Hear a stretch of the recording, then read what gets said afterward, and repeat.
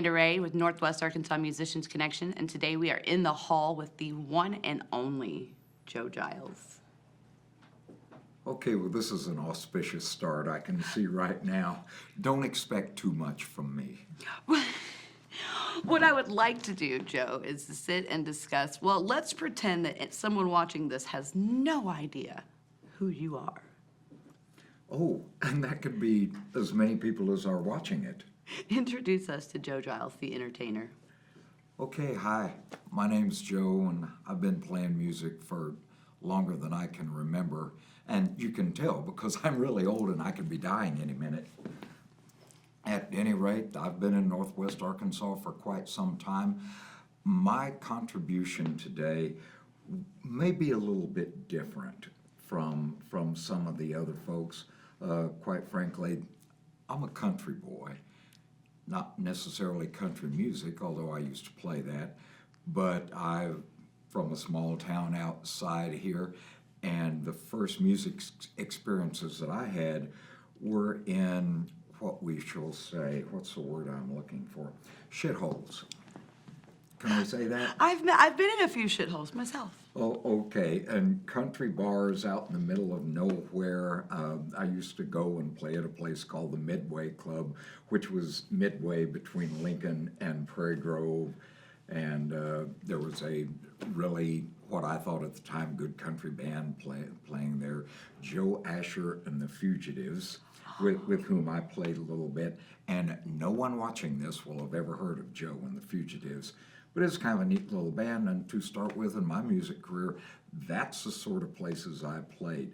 Places you've never heard of, places you've never heard of.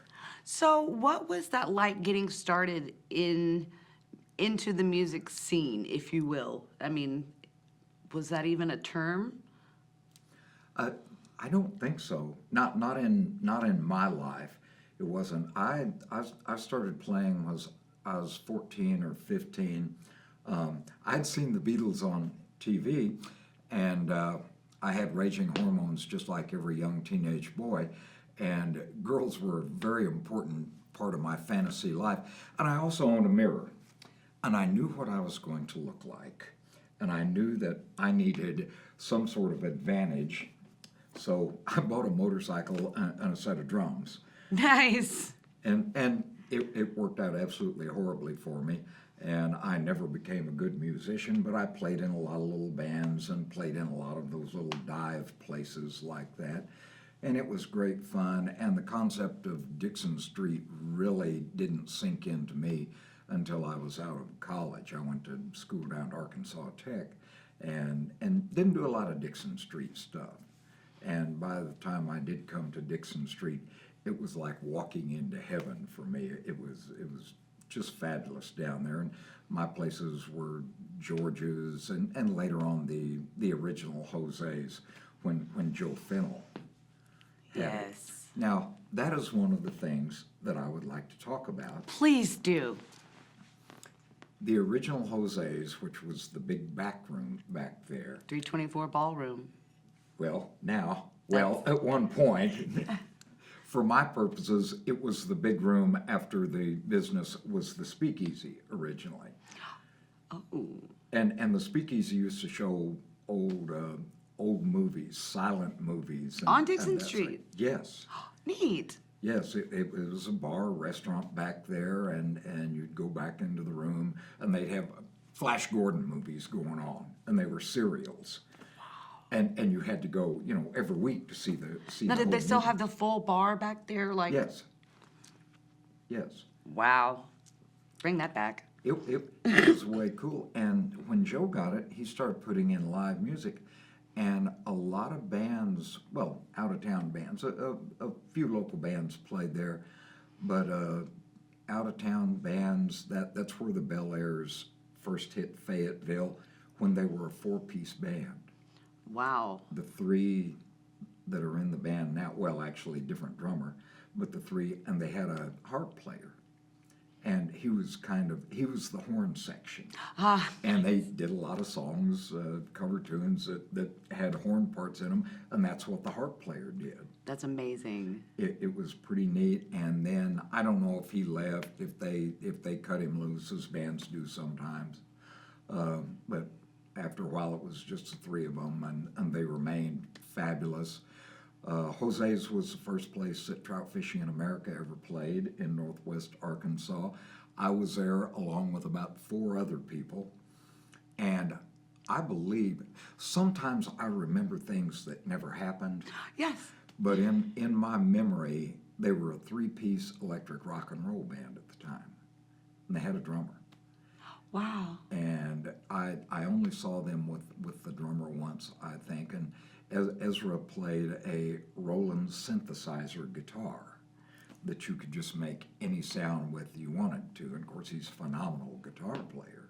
Wow. But they were down there, and at the time I thought, this is the best band I've ever heard. This is the best dance band I've ever heard.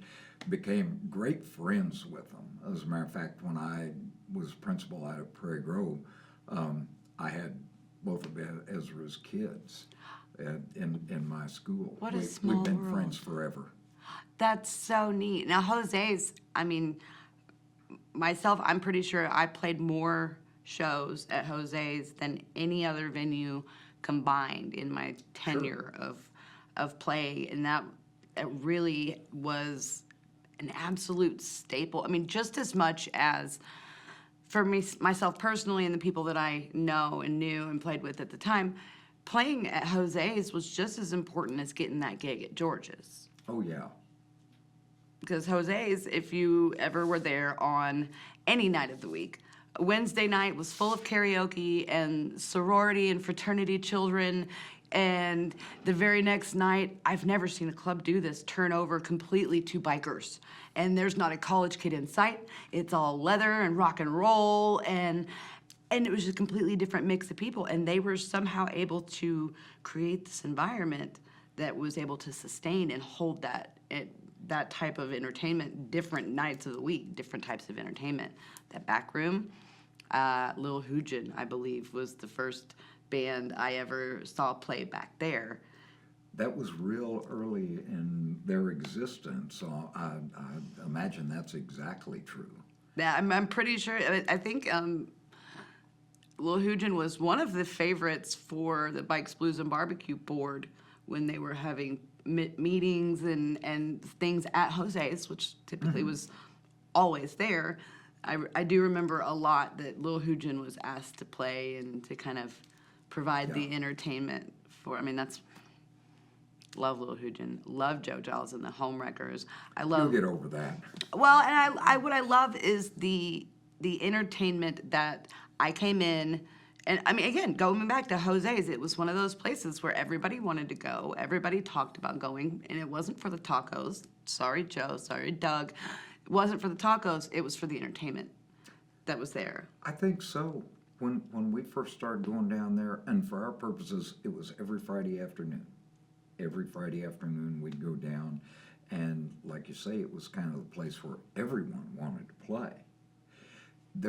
I'm going to go back a moment.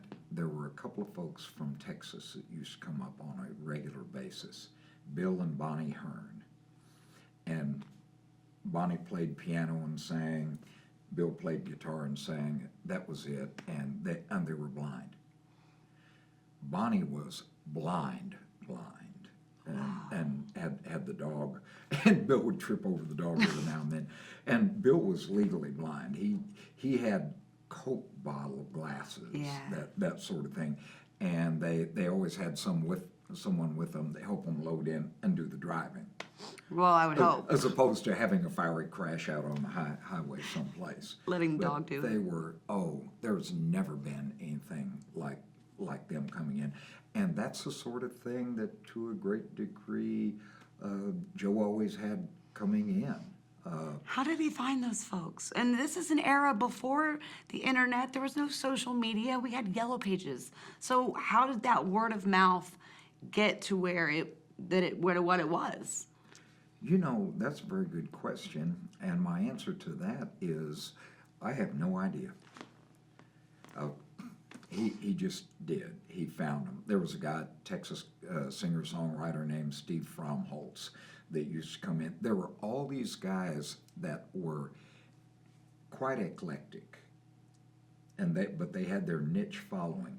And that's back when my friends and we were real big into what I'll call country folk rock, that sort of thing. And that's what those folks kind of played, and it was just great fun back in the back room. And then when the street side opened up, like you say, it was just a party every single night. There's never been anything like it in Fayetteville, and there never will be anything again like it in Fayetteville. You're so right. Sorry you young people missed it. They did. They absolutely missed it. I mean, my absolute favorite part, I'm a loudmouth, loudest singer you'll probably ever meet. And something about being positioned on that stage where the Walton Arts Center was when it was built and that wall was put up, the sound echoing and bouncing back, and it just kind of spread the music all the way down Dixon Street. And it really, I mean, I love JJ still continues to do live music, and they do really well. They've got a wide open venue, but it's not the same as that open air and all of those sound waves just going all over the street. I would have people just come directly in, just say, where's the music? Where's the music coming from? It was right in the middle of Dixon Street. Speaking of venues, I want to go back and talk about a music video that you shot in the 90s at your high school. Yes, we did. So I'm currently working on doing music videos now. I've caught the bug. It's a lot of fun, and today's technology makes it easy. We've got apps you can control with your thumbs. Joe, what was the concept behind this music video, and what was it like shooting a video, then putting it together and releasing it? Well, we felt like as a band we had to have, I kind of did the marketing for the band, and we needed to have some manner of sample product put in front of the prospective client. And so one night, after considerable conversation about it, which by and large, well, it consisted of us sitting around drinking a bunch of beer until somebody had an idea. And my guitar player, Russ Hutchison, who I want to speak about later on, he did a cover of Dire Straits' Money for Nothing. And we love that song. We thought that'd be a great thing. And our good friend Betsy Finocchi, who had All About Town magazine at the time, her best friend Jeanette was sort of a videographer and graphic design person. And so once we sobered up, we thought it'd be a good time to get a hold of them and see if we could shoot a video. And we went out to the school where I worked, and we shot a video of Money for Nothing. And I have revisited that a few times, and I can honestly say I've never been more embarrassed in my life to look at anything, and hopefully no one will ever see that again. But we recorded the music. You know, we kind of lip sang on stage and through the hallways. We recorded the music with Darren Crisp. And of course, musically, it's great. If you can put that video on and then close your eyes, it's really good. If you turn the music down and just look at it, you'll think, well, it's the Three Stooges plus one. Now let's go ahead and talk about the Stooges. Who else was in that video with you? Who were you playing with at the time? At the time, it was me and Russ Hutchison, Jerry Rogers, who has played all his life and traveled all over the country playing, and he was the bassist, and Jamie Kidd was on drums. So every name there you will recognize. Absolutely.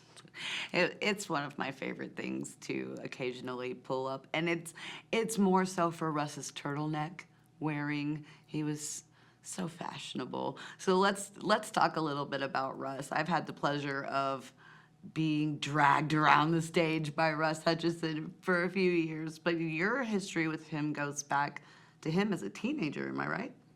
He and I first played together in about 1980, and Russ is obviously considerably younger than I am and has more hair.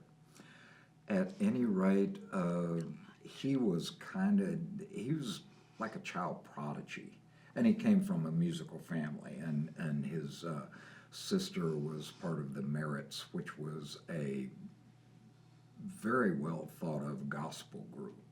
And so he'd been around music all his life and all through high school. And I think he was fresh out of high school when we played in our first band together. And I was, I think, fresh out of my first marriage. So we had those firsts in common. At any rate, he and I played off and on for a few years, and then I left music for a while. And when I decided to get back in it, Lee Height and I started a band called the Hard Tops. And the Hard Tops lasted about 8 or 9 years. They fired me twice, and for good reason, worked out, but I always got to come back.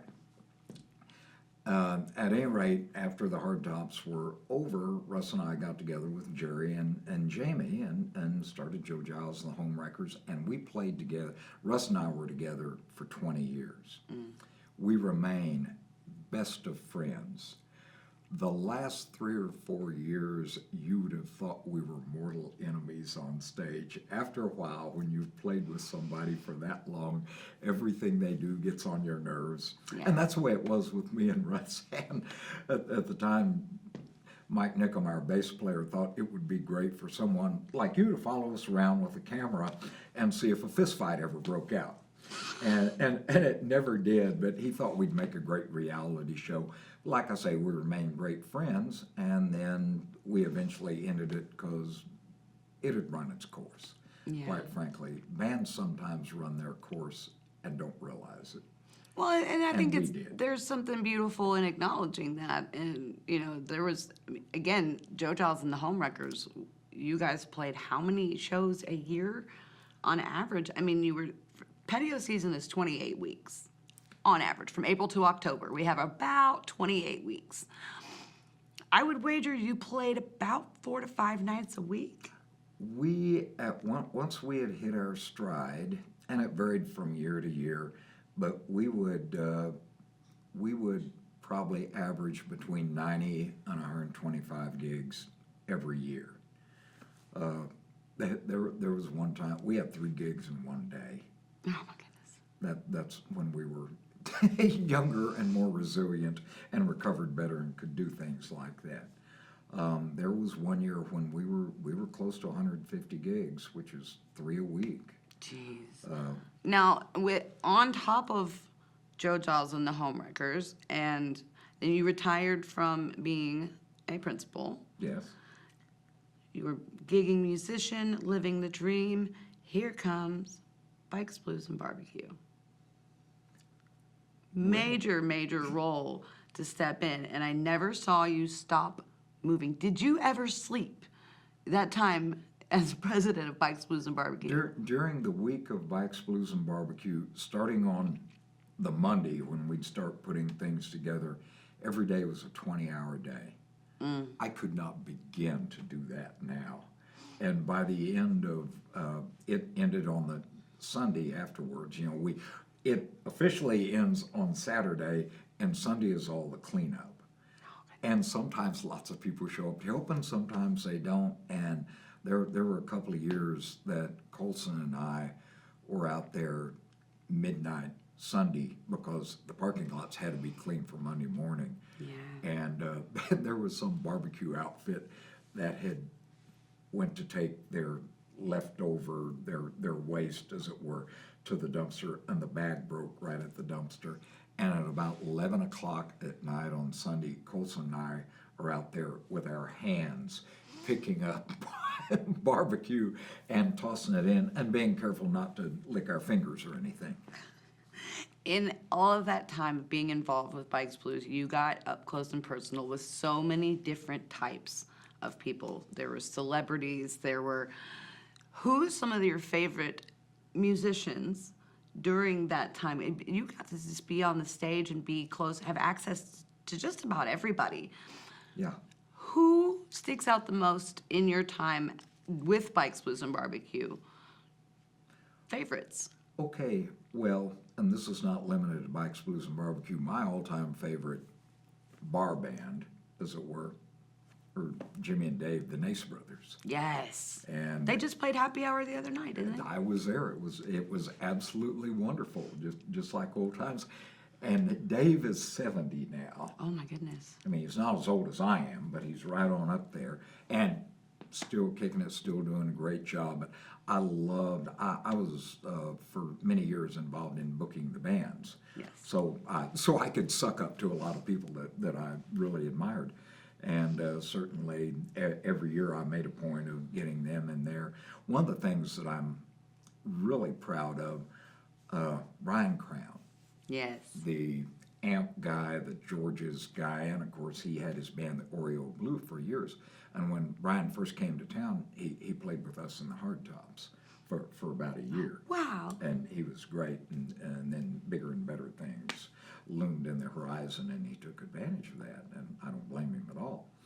But at any rate, I booked Oreo Blue, and of course he had left the band years ago. But as kind of a personal favor to me, he came up and played with Oreo Blue Ah, how on the main fun. stage, closing out the Saturday night. For a couple of years, it was always the Nace Brothers and the Cates and Oreo all together in the Arcmo Jam, is what they called it. That is, It was great, but he came in and played just with Oreo Blue for 3 or 4 songs late on Saturday night, and he was phenomenal. Still had all his chops. It was just great. Back to your original question, Chubby Carrier. okay. Of all the bands that played there that were great fun, Chubby might have been the most fun. When he got that swamp boogie music going, everybody out in the crowd was nobody's sitting down, and they're all up. Even if they don't begin to understand the music, it was just so much fun. And Chubby was so good to deal with. I just loved dealing with him. Now that was in the Walton Arts Center parking lot. Yes. And now that was where, okay, when Bikes Blues was, let's just back up and give a little bit of a history. For those of you who do not know, Bikes Blues and Barbecue originated in Fayetteville, Arkansas in We'll say 2000. it's like 99, 2000. It really, 98, 99, 2000. There are varying stories about the beginning of it. It began with Chief Watson and a guy named Steve Ward, who was, I believe, president of the Chamber of Commerce, and Jose's. None other than the greatest. That's it. And So it was just guys sitting around going, I bet we can do a thing. Let's get some local bands. Tell me more. okay, Neil Crawford, who was Jose's at the time, and Steve, and Watson. And Watson was also a biker. And biker is this kind of umbrella term. You know, it can be the 14-year-old kid on his Honda Dream, or it can be Sonny Barger from the Hells Angels, everything in between. But Watson was a rider, we shall say, and he'd been to Sturgis and loved it. And he thought, boy, couldn't we do something like that in Fayetteville? And he and Neil were great friends because he went to Jose's all the time. And of course, he and Steve Ward were friends just through Fayetteville government and that sort of thing. And they kind of talked about it a little bit. Now, you can talk to a dozen people and they will all have a different story about how it started. And to some degree, they're all kind of telling the truth.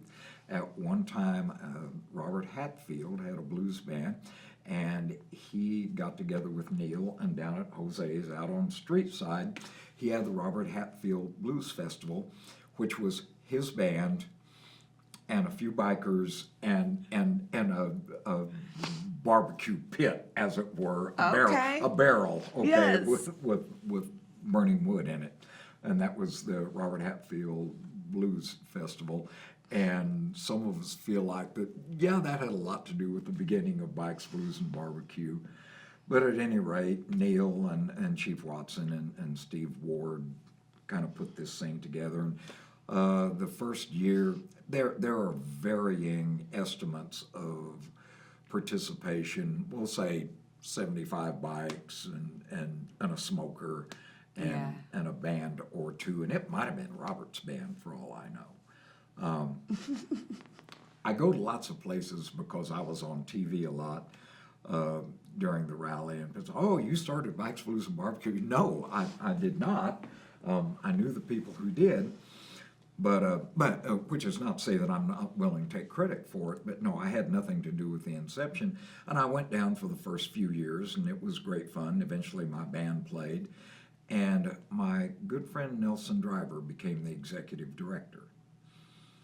And so I helped Nelson with stuff, and I became the main stage MC. I was originally the Babe Contest MC, and that worked out extremely well. You know, girls who would normally not even spit on me if I was on fire had to talk to me, and so it was great, and I enjoyed that. And, you know, it was people that normally I never even got to touch anyone that pretty if they were conscious. So it was kind of a neat thing being the Babe MC. And from that, Nelson moved me up to the main stage MC, and I did that for several years. And then when Nelson decided to resign his position, having taken all the beatings that he could possibly stand, because when you're in charge of something like that, Nelson always said, I'm just a lightning rod. And he was. Everybody that wasn't happy about it, he was the name in the face. I can testify that that is an apt description of that position, by the way, because as soon as I became the name in the face, well, every band that didn't get booked hated me. And everyone who wanted nothing but blues music hated me. We can go right on down the list of the enemies that I made when I was doing that, but it was okay, and we did real well, and we generated a lot of money for local charities every single year. And I was so proud of that. Even a couple of years when we'd have funny weather or something, but we always generated a lot of money for the local charities, and the local charities, for their part, they helped us out. They volunteered in the beer garden, the Fayetteville Kiwanis Club. This was the greatest volunteer effort ever.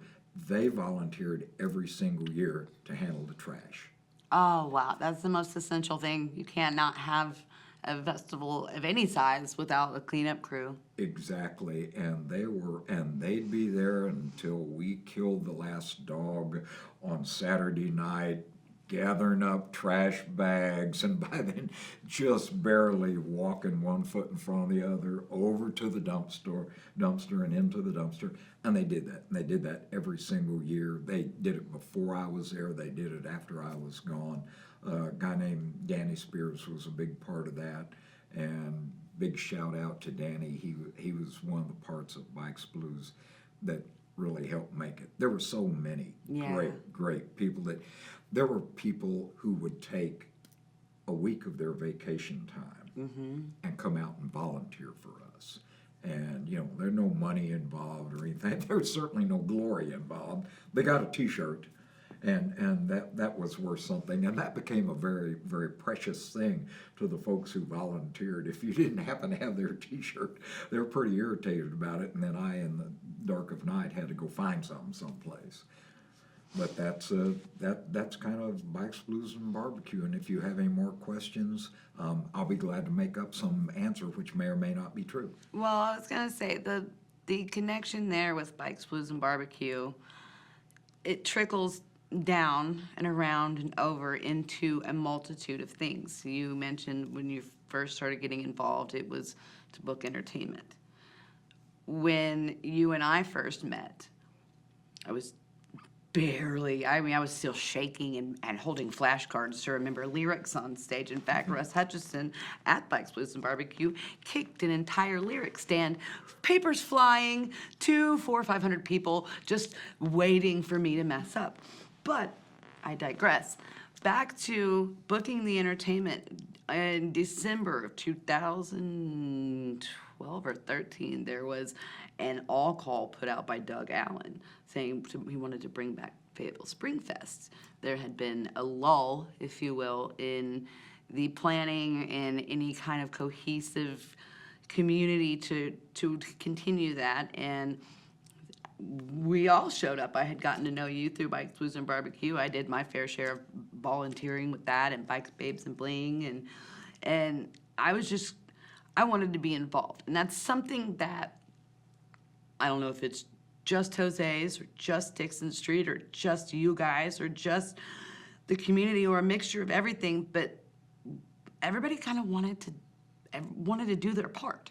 Mm-hmm. Everybody really wanted to be involved, and I was very eager and inexperienced and showed up, and you and Steve Butler, I believe, Doug handed out this piece of paper, and it said entertainment, Bikes, Blues, and Barbecue. So Joe Giles, Colson Burns, Steve Butler, here's my little name underneath, Amanda Ray.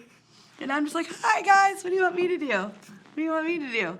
And my interpretation of how it happened was, you guys said, you got this? Call me if you need me. And I became the entertainment director of Springfest through mentorship and help and support of the largest bike rally in not just our state, but one of the largest in the country and in the world. Yeah. I've got the board and the volunteers and the people making decisions helping me. Completely different project, a completely different thing, but at the core of it was the music, was the entertainment and the entertainment district that it was to support. That type of mentorship, it ended up with us having, we retired Springfest in 2019, but we had a crowd of 5,000 people. And I remember you specifically asking me when I decided to do it again in 2019, you were like, why? Why? And I said, you taught me to. I don't know how to do anything else but to want to help, to want to bring light to our entertainment district, to showcase the music that we have so plentiful in Northwest Arkansas. So I want to actually say thank you so much, Joe, because I don't think you realize the impact that you had on me, and it can't just be me. It's not just me, because if you took the time to help me, who you didn't know at the time, and as a teacher, principal, as someone who's just always been there, I know for a fact that you have helped so many others in their careers and in this industry. And man, thank you. You're welcome. You've done so much. Things like this always embarrass me so much. Well, we'll get Yeah, I'm just Joe. That's all. I'm just Joe. You are an amazing human being. You're a good friend, and you have been the most entertaining human I've ever seen on a stage. The way that women follow you around when you're performing and you're doing, I mean, you're Entertainer of the Year every year in my book. Will my wife be seeing this? Yes. Okay, never mind. We can edit that part out. We're going to edit that part out. The way that people are drawn to you, Joe. You can leave that part in. It serves my massive ego quite a bit. Let me have a second. I do tend to ramble sometimes during these things. I get excited. I get a little off track. I do kind of want to, your eyes perked up a little bit when I said Steve Butler's name. I miss Steve. Steve was such a weird mainstay of Northwest Arkansas entertainment, from the radio station, from, you know, he put on a couple of things down on Dixon Street. He'd rent a stage trailer and bring it in and shut down the street. And I'm not even certain that he got permission for it, to tell the truth, but he, through the X radio station, he'd have up-and-coming sort of alternative bands come in and play. He was just a magnificent fellow. There has never been anyone quite like Steve. Steve epitomizes everything that we will say kept Fayetteville funky. Absolutely. He was just great, and It was and his I miss him attitude. so much. It's his attitude that still inspires me today. This kind of, well, let's be creative. And he actually sat me down one day behind closed doors, no one else in the room, and said, Amanda, how do you do what you do? And I'm like, what? And I think at that time I was preparing to roast you. And we had gotten the silly idea of Joe's Nuts roasting over an open fire. And let's do a company Christmas party. And what do musicians want to do for Christmas? And they don't want to have another band playing. That's kind of, let's do comedy. And so I went and pitched this idea to Steve to help pay for the advertising, because I have no money, but I know I have a friend who's got a radio station, Oh, yeah. and he doesn't tell me no much. So he pulls me behind the store. And I think we had gotten 90% through the planning of this. It was just left up to execution and ticketing. And he sat me down close to the door. He's like, how do you do it? How do you do it? I'm like, what?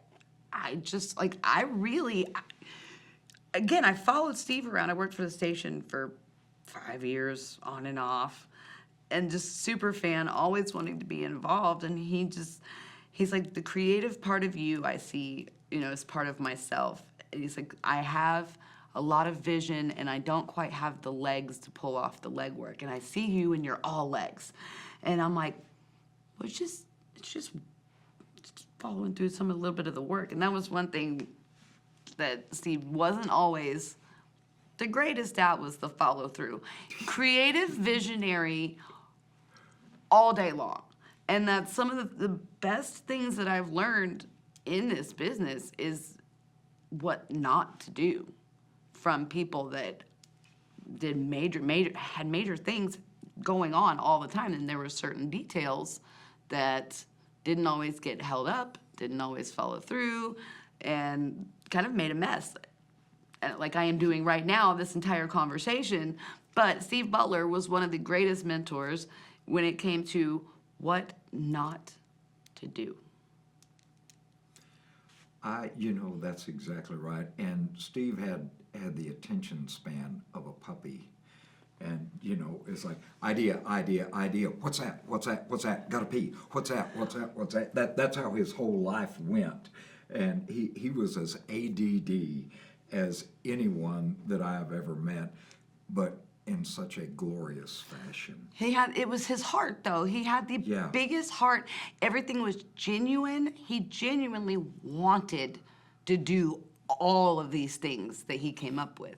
And it came down to helping someone else at the end of the day. Yeah. It really always was about that. And I always loved every crazy idea he ever came up with. And when I have a crazy idea sometimes and I wonder if I'm going to be able to do the legwork and pull it off, I think of Steve often, because I know he would be my biggest cheerleader in the corner saying, oh, yeah, do it, I dare you, go ahead.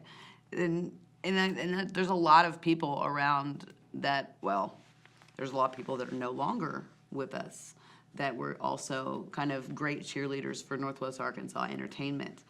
And I know I've got my list, but is there anyone in particular that is no longer with us that you would like to remember today? Wow, you have so put me on the spot here. Okay, well, let's take you off the spot. We've got Wendy Austin, we've got Darren Ray, we've got Uncle Dave Clark, we've got Terry Cagle, we've got, all those guys, and I was friends with all those guys to one degree or another. I didn't know Wendy. Wendy, okay, there's another example of keeping Fayetteville funky. Mm-hmm. And, Wendy originally, the Zorro and the Blue Footballs was his band, and they were at one time huge. They're doing it for a living, and not many musicians get to do it actually for a living. They were great big in Texas. And at one time, in terms of bar bands, they were, it is my understanding, and got this from a good source, and I don't remember what it was, but they were the #2 draw bar band in the state of Texas, behind a little bunch called Asleep at the Wheel. Wow. Now, I don't know if that's true or how long it lasted, but I heard that from a pretty good source. And because I'm so old and I barely remember yesterday, I don't remember where I got that. Some magazine, maybe Texas Monthly, if it existed then. But that was indeed the case. Wendy was part of a band that put on the most obscene show that you could imagine. I won't even go into things that they said or stage props that they used. Oh, please, just one. Does the term dildo ring a bell with you? And that's as far as I will go with that. But they just did all sorts of totally inappropriate, hilarious things, and they sang songs like that, and they were a great band musically. They were a fabulous band, and they were great fun. And then that broke up for whatever reason, and Wendy had a band called the Hot House Tomato Boys that went through several incarnations. Cherry Brooks sang with Hot House. Yes. For a while, and there were great musicians in Hot House. The greatest, Wendy, I got 2 or 3 musical heroes. Okay. Mick Jagger's one, and Delbert McClinton's one, and Wendy Austin is one. Wow. And much of what I do on stage is based on things that I saw Wendy do. I have censored some of the things that I would like to say on stage that Wendy did, but a whole lot of it. And maybe the greatest compliment I ever got, we were playing at the Gypsy during Bikes Blues, and of course the place is just packed to the gills, and we go on break, and some guy comes up and he asked me if I'm Wendy Austin. And I thought, yes! I've made it. It was I mean, I'd prefer that he asked if I was Mick Jagger, but that didn't come up. But I would accept the Wendy accusation, and I thought that was so cool.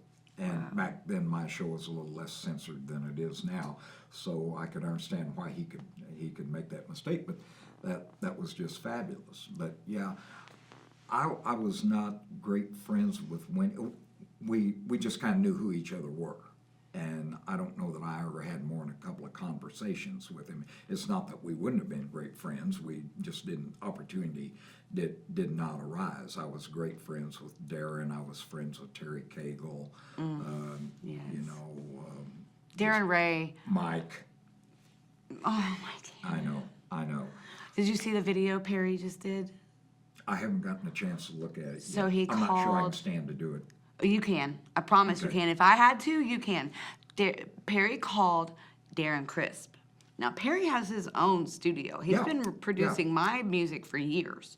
Right. But this was one that he needed to be a little more hands-off with. So right after Mike died, I was over there, and we emote through music, especially Perry and I.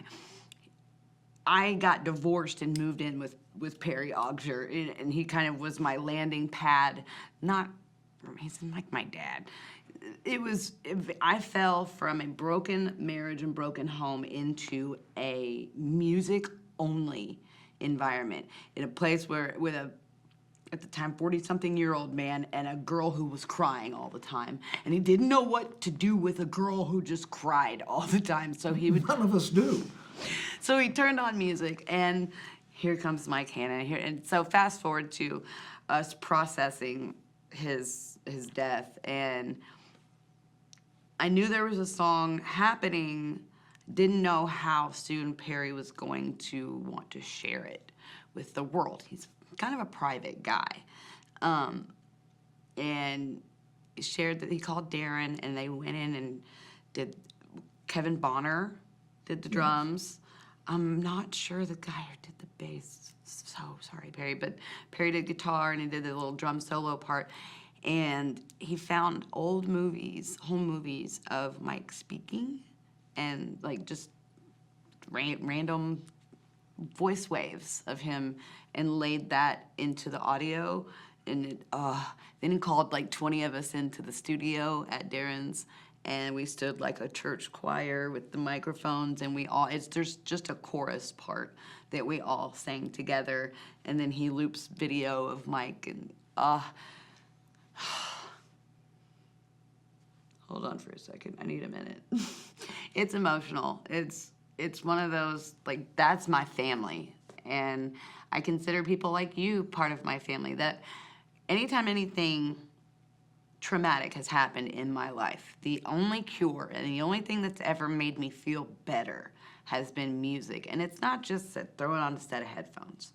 It's the people that I've either made music with or made music memories with, whether we've shared a concert together or, we were like judging a musician. Russ and I love to just sit and point at that guy over there. Like, those moments that involve music take away 100% of the trauma, of the pain, of all those hard things. And I'm getting a little off track again because that's what I tend to do when I get emotional. I talk about music that makes me happy. That's okay. I have a Hannah story. Oh, please, yes. And I mean this story to be absolutely complimentary towards Mike, because I just loved Mike. And there was a time we had a private party gig, and whichever drummer I had couldn't make it, and so we called Mike, come sit in with us, because Mike was a player. He was, for my purpose, one of the 2 or 3 best around. Yes. And could play anything, shirtless or not. So we call him, we tell him when to be there to get set up. We give him everything he needs and let him know all you got to do is your drums, show up, set up, play, get your money, go home. You have no other responsibilities than that. You don't thought have to it was work that on sound easy. with us. And so I'm going to say that we are due to start playing at 6:30. 6:15, he's not there. We call, I get a hold of his wife. She says, well, he left a while back. He should be there soon. And at about 6:20, he comes rolling in his pickup truck. Got his drums in the back. And it was like something out of a really good or really bad movie. He opens the truck door and the empty beer cans just fall out. And pretty much he just falls out too. And we get his gear, set him up. He starts. He's never played with us before. He never he never missed a lick. Mm-mm. Everything was just perfect. It was great. And this is one of those parties where they paid us, and also there was complimentary beer and that sort of thing. Night's over. We break down. We load everything up. His drums are still sitting there, and he's off with the guy having the party, having more beer. And I don't think he left till about 3 o'clock in the morning. He might have moved in. That could be. That could be. That was Mike. But it was just so much fun working with him, and I always enjoyed Mike a whole lot. And I miss him. I miss all those guys. Miss Darren. Miss Terry. We can just go right on down the line. Well, I think, and you and I had this conversation off camera months ago when I started this entire project. Like this Hall of Fame conversation with reasons why I'm wanting to dive into this project. It's for those people that have made such an impact. I mean, Mike had an impact on my life, became my brother, not just a drummer, not just a friend. I mean, we became family, and we are losing musicians in our music community. And one thing that really bothers me is that we haven't had a form of recognition in any form of fashion for our music industry in Northwest Arkansas. I don't like the term local music. It seems like it turns people off, when you're trying to market and you're trying to come see my local band. Nobody likes to see the local band. But what we have here in Northwest Arkansas is absolutely the most unique situation. Thriving entertainment districts. It used to just be Dixon Street. We have a multitude of entertainment districts that are popping up one after another. We have so many musicians that are redefining what success means to them, means to the market as a musician. I mean, thanks COVID, we all had to go digital. TikTok started. We've got reels and videos and stuff out the wazoo. However, here in Northwest Arkansas, we have the most thriving music community. It's not just a genre over here. I mean, we've got our metal community, we've got the blues community. Everybody seems to kind of come together, work together, all be family and friends. Yeah. And when one of us is no longer with us, it makes an impact and it leaves a ripple all the way through. And that's, to me, what Hall of Fame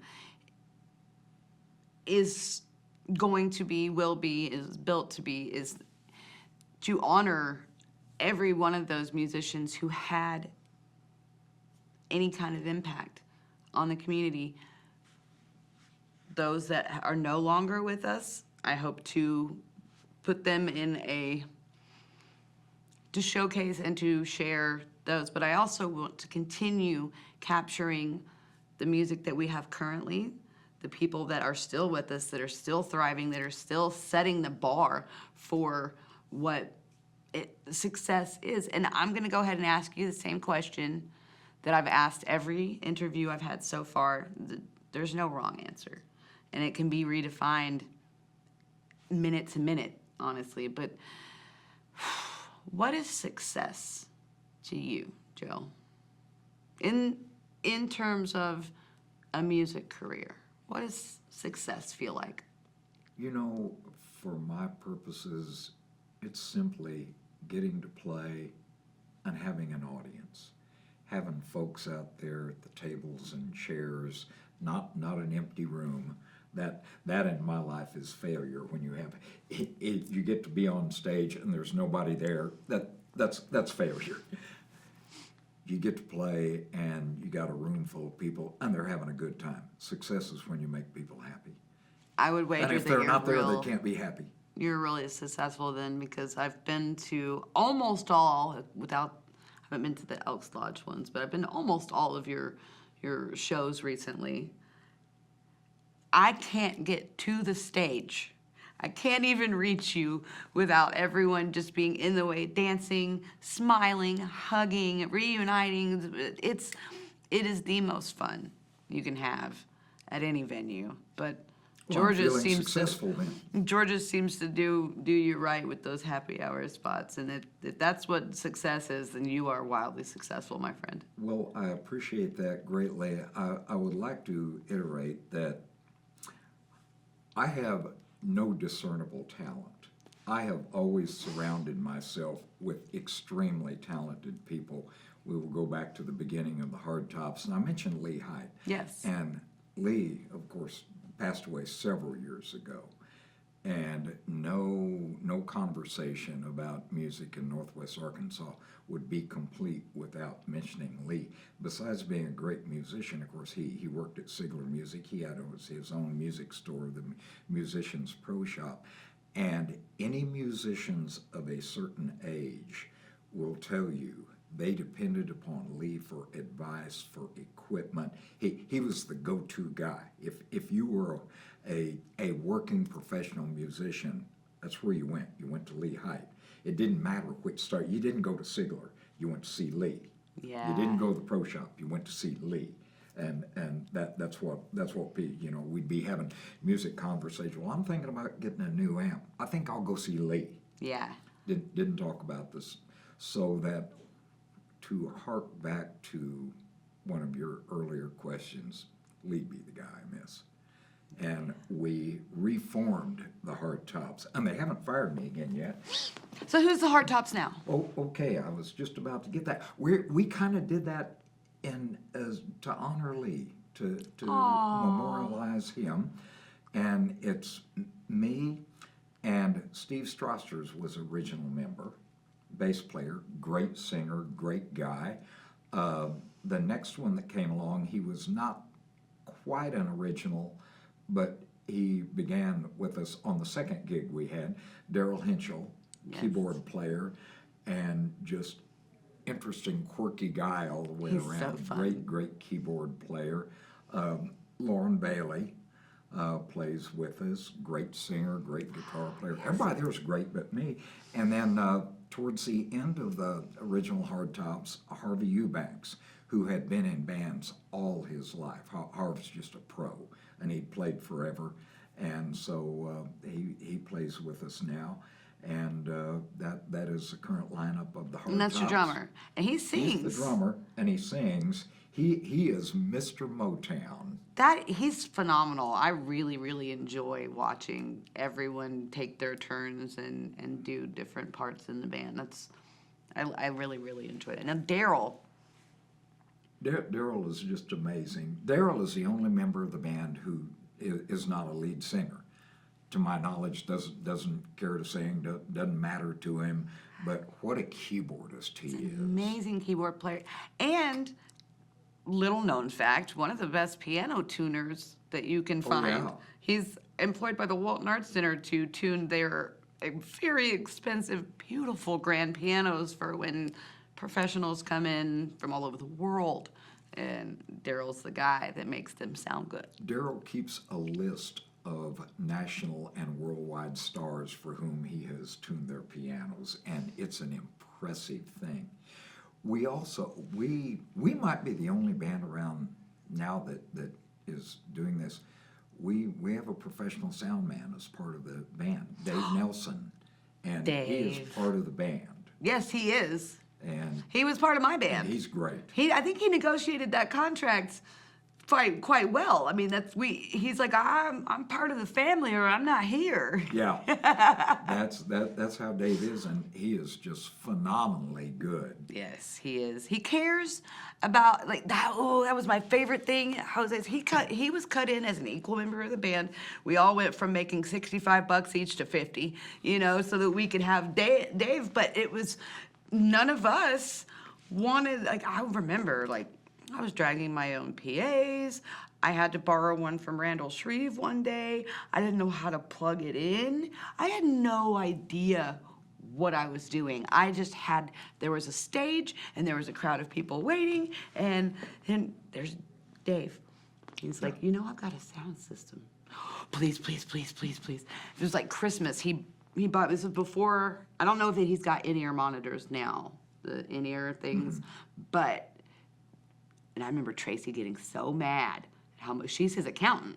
So she was counting how much money he was spending on things, but he bought these monitor risers that just brought and I had never even had a monitor before.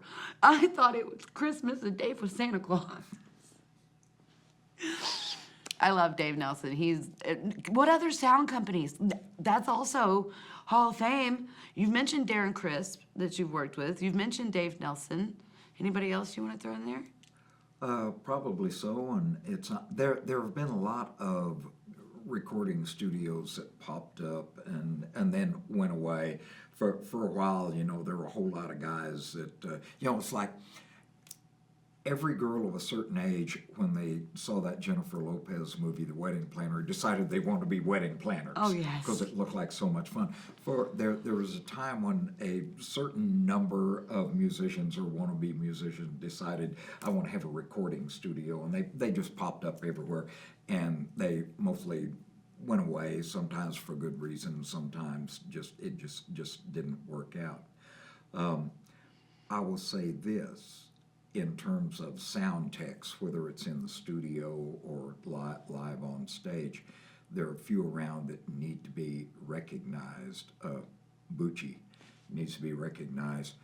Arlie Stiles down at George's has become, and he has paid his dues. He went from the guy who wanted that job and knew a little bit about it to he is world class now. As a matter of fact, he traveled with ZZ Top for a while. Billy Gibbons just fell in love with Arlie's music work and hired him. and took him on tour with them. Yeah. So- And Bucci went all over the place with several different people. He went with Yeah. Michael Burks Michael for Burks, yeah. several years. Right before he passed, actually, Bucci had just gotten off a tour with him. Yeah. I met Michael Burks because of Bucci. He's like, if you want to sing blues, girl, you better know who this man is. And took me down to Georgia's, introduced me to Michael K. Burks, and blown away. Michael was amazing. I'm actually still good friends with Bobby, his wife. She's such a sweetheart. What was it like though before? Because I can't think of before Bucci and before Arlie sound guys. When we first started playing at George's and Jose's, we had our own PA and we brought it in and we set it up and it was on the stage and Everybody did their own. Someone some member of the band would turn knobs, and because they were extremely simple PAs, it sounded okay. You know, it wasn't world class, but it wasn't just awful. It wasn't. Had we had really good equipment, we've totally screwed it up because there's too many knobs and too many options there. And now there's an iPad and you're doing this and I can't. Yes. I can't. You mentioned Brian Crown and you mentioned the amp. And one thing I wanted to kind of also bring into the mix here is the Walton Arts Center and the amp and their production team. All of those people behind the scenes, all of those, the stage-hands, the hospitality, like, it's the same, I'm sure, for Bikes, Blues, and Barbecue. There's so many behind-the-scenes people. Yeah. And so just a shout-out real quick to this laundry list that we can't quite ever finish naming. There's a lot of... Oh, we could sit here and call out names until the sun went down and not get them all. They're all great, and thanks so much to everybody that's involved with it there. Just one more thank you to you for visiting with me today. Was there anything else that you feel that you want to share with us today in regards to Hall of Fame and or musician health and wellness? You know, probably not. What'll happen, Amanda, is about 3 o'clock in the morning, I will wake up and think, man, I wish I'd have said this, and I'll give you a call then. Okay. We can always come back in here and redo this. I have no idea when this is going to be released. My grand overall scheme and thought and plan is that we will have a gala and that we will be sitting and watching a lovely presentation where I just put snippets of beautiful things that sound great when they're being done, and we're talking about people, and that we'll be able to edit this out because, again, here I am rambling again. And Well, I too have just blathered on, and that's it, and probably eaten up far more tape than I deserve. But it's been great fun. I always have fun with you. I do appreciate you coming in today. Oh, I was glad to do it, dear. I love Wow, your what pieces. great nails. Nails by Tim. My nail guy retired, so now I have to figure out what to do. Wow, I don't have a nail guy. Okay, I We can done? shake the willies out. Yeah, we're done now. It's over with. Okay. It's not. This was great fun. This I has really been. enjoyed I this. don't like being on camera, but Dan's kind of forced it on me, and I've kind of started to get comfortable. And I do see an end goal of something watchable. Dan swears that the content that I've gotten so far with David Starr, Randall Shreve, Jumpsuit Jamie, Randy Stratton, I've gotten some great interviews out of people, and he swears it's watchable. Outstanding. So we'll have something out soon. All right.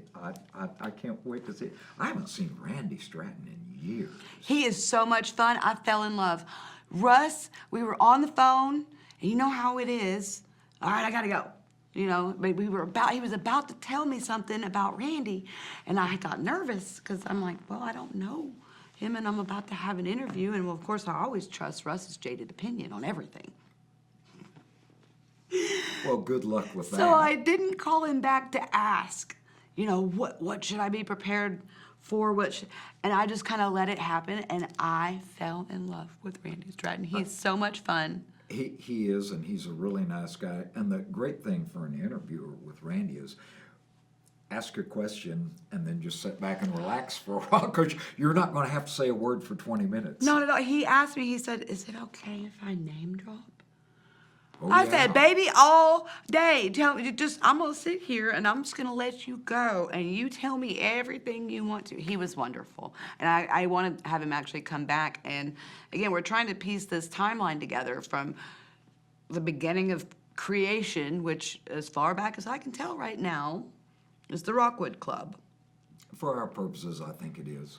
and forward, to what we've got now. I think Randy's the key to helping us fill a lot of that era in. I think you're probably right. Of course, and that's all due to his dad, Dayton. Yes.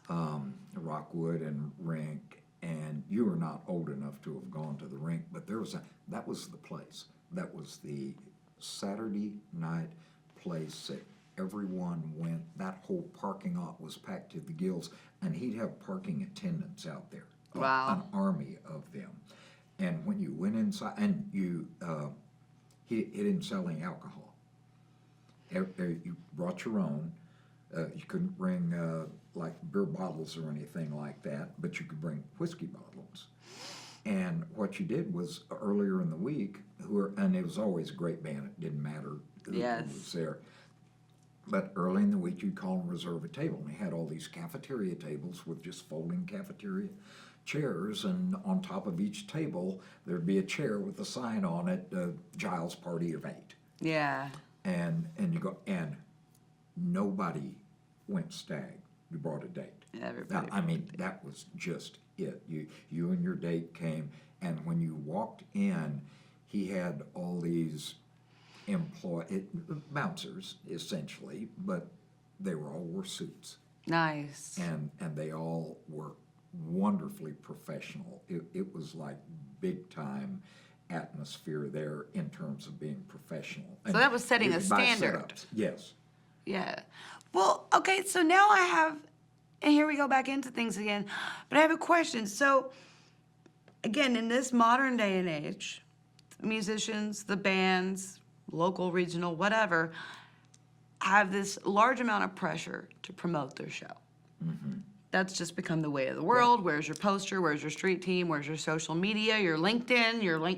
All that stuff. You have to be a professional business manager in order to be a musician anymore these days. Yeah. But one thing that you just said that, and you've mentioned it about a couple of other venues, they were just the place to be. It didn't matter who was playing. Yeah.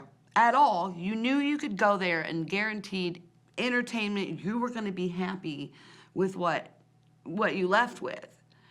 And it doesn't feel like it's like that much anymore. It is not that way anymore. I will give you the perfect example.